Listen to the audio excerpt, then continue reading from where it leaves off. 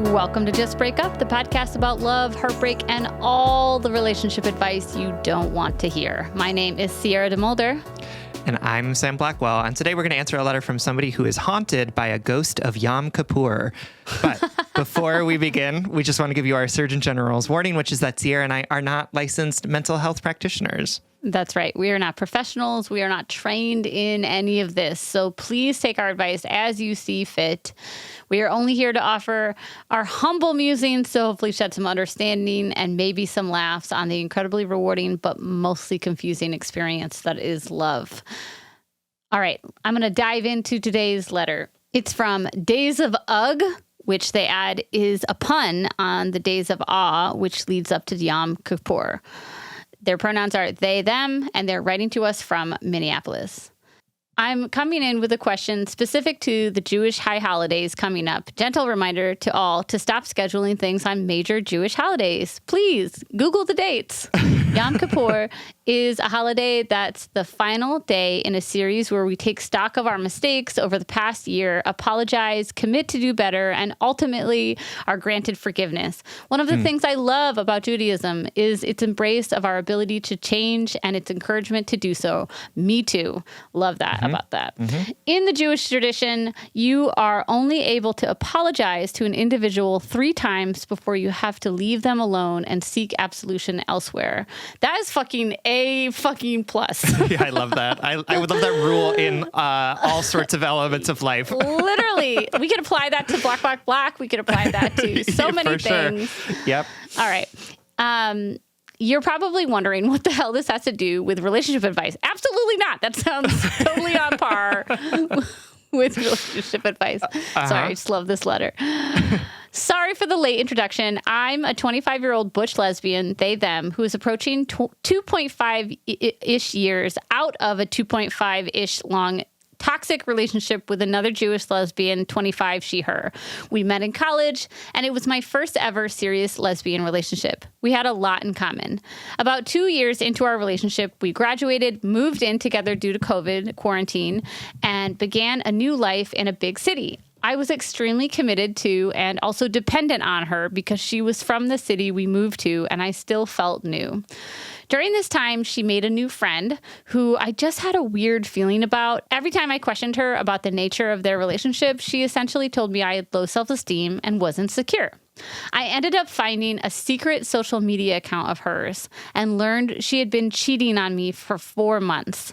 We had to live together for another 3 months before I was able to move out. We were miserable. I didn't tell my friends what happened because she asked me not to, and I felt obligated to. I know, it's insane. I've since moved back home and am surrounded by loving friends and family and am in a great relationship, but I've struggled with trust because of my past. I've also learned through therapy that I was playing the role of crisis manager for my ex, and our relationship was very unbalanced emotionally. This is still complicated by my sympathies for her because she was coming from a place of childhood trauma. My first Yom Kippur after we broke up, I resolved that I was the only person I had to apologize to for not loving myself and for letting myself be treated so poorly. This isn't out of self-blame, but I've gained a lot of self-confidence since. She's texted me to apologize the past 2 Yom Kippurs, and now you know what the third apology means. And this year, I feel tempted to answer because I still want closure. I want proof that she's grown and healed. I want evidence she's remorseful and has incorporated her learnings into her life. And I want to be able to look back on the positive parts of our relationship without feeling like they're tainted. I want to forgive her, right? Maybe I just want to be able to move on since so much time has passed. I genuinely want her to be doing better. Or do I mean being better? This year, do I offer to have a conversation with her to satisfy my curiosity and risk disappointment? Will this set me back? Is closure ever possible? I love your podcast and the nuance you bring to our experiences. Thanks for reading this and for being you, even if you don't answer. And if for anybody who is observing, I hope you have a meaningful Yom Kippur. Ugh. You know, I got a little emotional at the end of the letter, honestly, just because I love our listeners so much. And I just want y'all to be happy. I know, absolutely. It's just like so often you ask such good questions, where it's like, oh man, you've really been thinking about this. And like, it is, I don't know that Sierra and I can necessarily it's such a pure question. Yeah, for sure. And absolutely. And forgiveness is one of those really sticky things along with closure where it's like, well, is it for the other person? Is it for me? What is it going to feel like? Is it a threshold? Am I going to feel healed after this? Is all the pain of the situation going to go away once I have that closure or forgiveness? We want things to be black and white, and so often they're really not. Anyway. For sure. No, and added to it the sort of like the formal practices around Yom Kippur as well, where it feels like there's a deadline coming up, right? Where it's like, by the end of September, I have to decide whether or not I forgive this person. Otherwise, like there won't be an opportunity to do so afterwards. And that's really real. So I want to sort of name that like that's adding another level of pressure on what is I think a really relatable situation that you're in around like, how do we hold our exes who have done us wrong and that we also wish the best for, right? That we want to like hold in their complicated messiness because that's what humans are, complicated and messy. We're going to dig into some advice, some perspective from our own experiences that'll hopefully be helpful for you in just a minute. All right, my darling, yet again, just want to remind you, I love you. Thank you so much for writing and for trusting us with this letter. Thank you to your friend who suggested us. I think that you're asking all of the right questions. And just because you don't know how to hold this relationship anymore doesn't mean that it was less meaningful or that you're healing wrong or any of that. Like, I think this is just all a really natural progression. I mean, you said it's 2.5 years ago of 2.5 years of your life. That's a long time. And I'm still getting clarity on relationships from a decade ago, even just by living more and experiencing more and taking that lived experience and using that new perspective to better understand myself and others. Honestly, man, I've gotten so much closure just from this podcast, just from talking about relationships and seeing all of your relationships play out and better understanding myself. I think it is really tricky, especially when you are a natural caretaker, which I'm just going to assume that you are based off of like the crisis manager role that you took. I can tell that you really want to absolve this person. And also, you don't want to absolve this person. Like, you don't want to let go of that hard-earned self-love that you carved out of that pain. And those two things feel really at odds. If you're anything like me, you don't know how to love yourself and love another person at the same time. Sure. Really synchronissimally. Love it. That's absolutely the word. Or you're learning how to do it. It sounds like you're in a great relationship now, but you're recognizing these habits in yourself. And I guess I'm just here to say what we always say on every fucking episode as of the last couple of years, which is it's a little bit of everything. You can forgive this person for what they have done to you. You can recognize that they were coming from a place of trauma and pain and that no person is perfect. And in the same breath, you can say, this really hurt me. This really shook my foundation. And I had to take years to recover from it. And I'm still recovering from it. And those two things exist at the same time. Even the word absolution, like forgiveness doesn't need to mean that you, condone their behavior. It doesn't even mean that you have to understand it. It doesn't even have to mean that you think fondly of them. You can just say, you know what? I understand that they were hurting and they acted out in a really poor way. And I forgive them for that, but they're never going to hold the same place in my heart. And then similarly, in terms of like accessing these memories, like you say, like this whole relationship was tainted. It's about holding the nuance. We had some really special years together. This person was very important to me. They still may be important to me because of the place that they held in my life for so long. And also in the exact same breath, in the exact same body and moment, you can say, and so much of that time spent together, I can't look at without thinking about how it went wrong. Those things exist. They actually exist harmoniously inside of us. It is our human desire to simplify things, to make things packageable, marketable, black and white, good or bad. It is our human desire to simplify our suffering. That makes it feel like they are not harmonious, that they don't go together.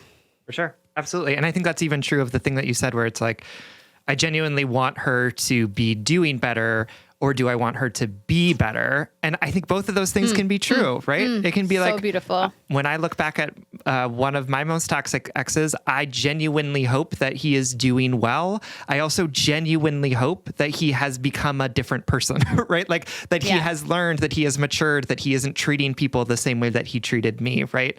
And I don't want his doing better to come at the expense of him being better, or vice versa, right? I want them both to be happening at the same time. And they're not competing, right? For me, at least, it's like, yes, both of these things, of course, I want both of these things to be happening. And so I think as I'm thinking about how to approach whether or not you want to have a conversation with this person, whether or not you want to go through the practice of talking through, rehashing what has happened, and perhaps offering forgiveness. I think that this process of atonement is a very sort of individual thing, right? Like our desire to make amends with people has to be driven by our own desire, because if it is, I want to make amends with this person so that they will forgive me or they'll like me again or whatever it is, doesn't actually get to what the core of it, right? Which is that we need to look at the things that we've done and say, oh, I feel bad about these things. And regardless of how other people feel, I want to make amends for them, right? It has to be sort of like a internalized and personal process. And I think the same thing has to be true of forgiveness, right? And so we can't just forgive people because we want them to like us again, or we want them to be friends with us or whatever it is, right? So much of forgiveness has to come from us to say, am I actually in a place where I can offer something to this person because I want to do it, right? Because it's going to make me feel more closure. It's going to make me feel like it is in my own authentic experience that I want to offer forgiveness to this person. And my question for you is, do you want to offer this person forgiveness, right? And I think I'm going to ask you that question before you even have a conversation with them, right? Before you go through this rehashing, because I want you to be really clear in that before you decide what to do. Because it's okay if you don't want to offer this person forgiveness. I think that is totally fine, right? We don't always have to forgive the people who have hurt us, right? But if you do, then you can make some decisions about how you want that forgiveness to show up for you in the context of this relationship with this person, or this not relationship with this person, right? You don't owe them a conversation in order to offer them forgiveness, right? You don't owe them, you don't even need to tell them that you forgive them and still be offering them forgiveness, right? It is such a us process. And I say that because I think so often we become kind of bogged down with the idea of I have to forgive somebody to prove I'm a good person, or I have to forgive somebody because I want them to feel better. And for me, the process of forgiveness for people who have caused me harm is so much more about me agreeing to let go of holding on to the idea that something could have been different or better than it actually was. And that's where the actual healing has come for me. And has it come from talking to people and saying we really fucked up, I'm sorry, yes, absolutely. But it can be, and often starts as an internal process that we follow to an end that hopefully offers us some sort of healing rather than just being focused on healing the other person. Yeah. Yeah. I thought about the loving kindness meditation practice when I read this letter, which just full on caveat, I'm a fucking terrible meditator. I don't find it very intuitive. However, I have done this practice over the years because it gives me a venue to put some of these nuanced, complicated feelings. Mm-hmm, so a loving practice, meditation practice is where you picture somebody, and it can be a stranger, it can be an ex, it can be a family member. And I actually don't remember the parameters of it. I should look it up. Do you? Yeah, you generally think about somebody who you love and know very well, and you offer them loving kindness, which is the idea of like, I wish them to be happy, I wish them to be healthy, I wish for them to be at peace. Yeah. And those three things can be like different depending on like what your vibe is. Yeah. And then you think about somebody that you don't know super well, but is kind of like somehow in your life. And then often you think about somebody who has caused you harm or that you have friction with. And then you can kind of go big and say like thinking about the whole world. You can also go in and say like thinking about this in terms of yourself. But it's really about sort of, and there's like been a bunch of science that has actually studied brain chemistry and like the ways that body reacts to this like idea of connection. And it often like helps people feel more at peace or more connected to people. That's it for me, is that like it gave me a place to put some of these feelings, to associate, like how do you forgive somebody that hurt you? So if you do the loving kindness meditation and you think about somebody you love and you see them happy and at peace and warm and fed and sheltered, and you send them that love, you send them that image, in your mind. And then you do the same thing for somebody who you are in conflict with, or somebody who you struggle with.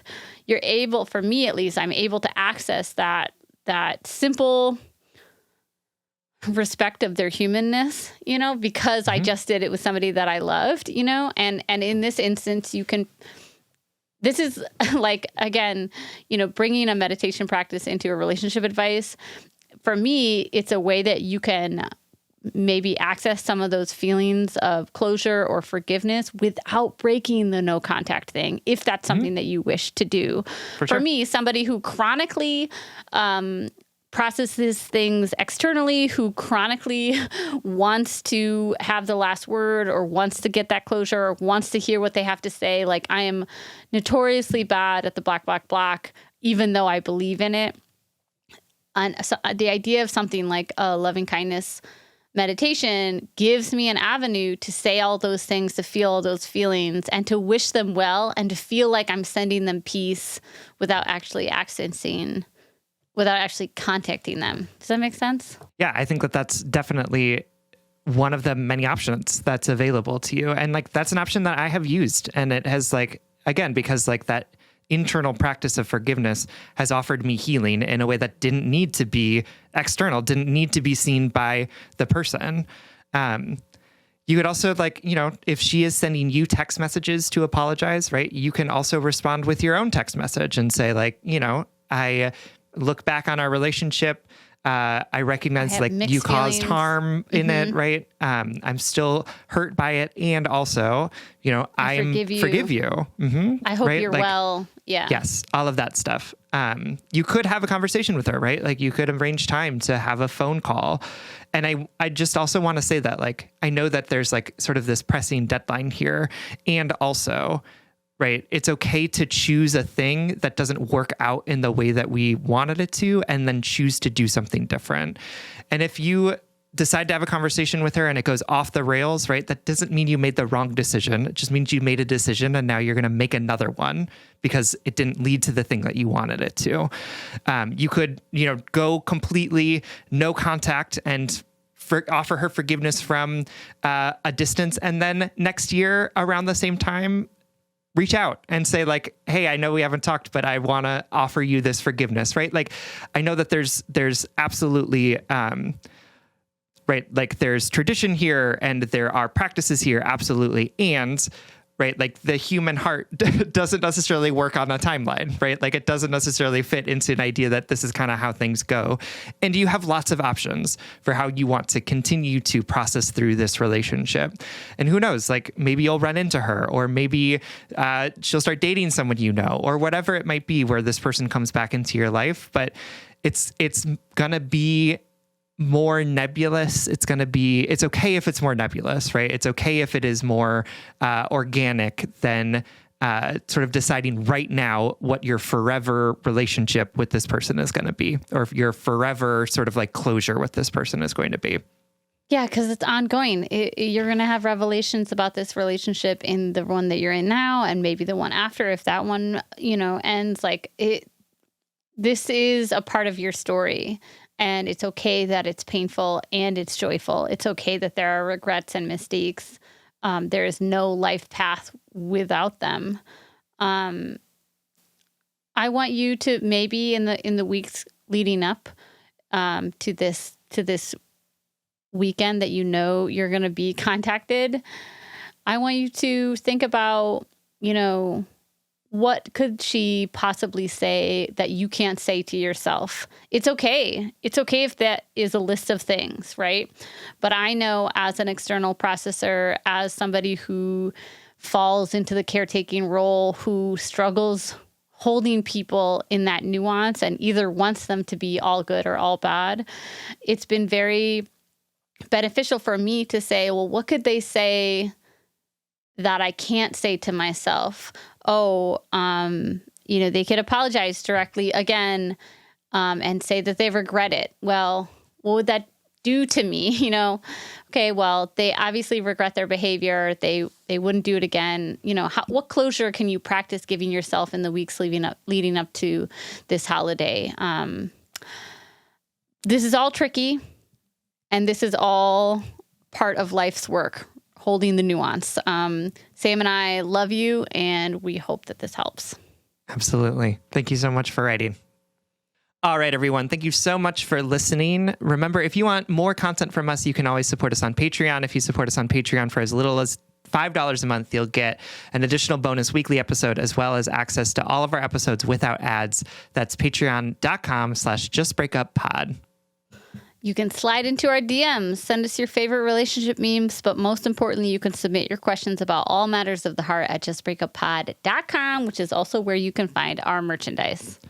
Please remember to like, follow, subscribe, give us a 5-star rating and review. This literally keeps our mics on and helps us reach more brokenhearted souls who need two random strangers giving them relationship advice. Just Break Up is a production of Duvid Media. Original music, recording, editing, producing, all magical things by our good friend Spencer Worth Davis. Make sure to check out his music and podcast. And remember, it's hard to hold people in our past in the nuance. It's hard to remember the good times in the same moment as remembering the bad times. It's hard to remember people as complicated and nuanced and not all one thing or the other, but they are, just like you are. You are not the worst thing you've ever done, and you are not your best days. You are all of it, and all of it is worthy of love and attention and care. And if all else fails, just break up.